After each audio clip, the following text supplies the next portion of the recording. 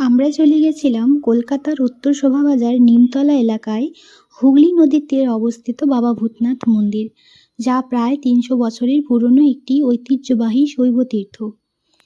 অঘরী সাধুদের দ্বারা প্রতিষ্ঠিত এই মন্দিরটি নিমতলা শ্মশানের পাশেই অবস্থিত, যেখানে শিবের ভস্মধারী রূপের পূজা করা হয়।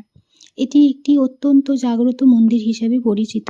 এখানে জ্বলন্ত চিতার ছাই দিয়ে মহাদেবের আরাধনা করা হয়। কথিত আছে বারাণসীর কোনো এক অঘরী সাধু এই শিবলিঙ্গ প্রতিষ্ঠা করেছিলেন। বিশ্বাস করা হয় শ্মশানে নিয়ে যাওয়ার আগে মৃতদেহকে এই মন্দিরে শিবলিঙ্গের কাছে নিয়ে গেলে বা জল খাওয়ালে তাদের স্বর্গপ্রাপ্তি হয়।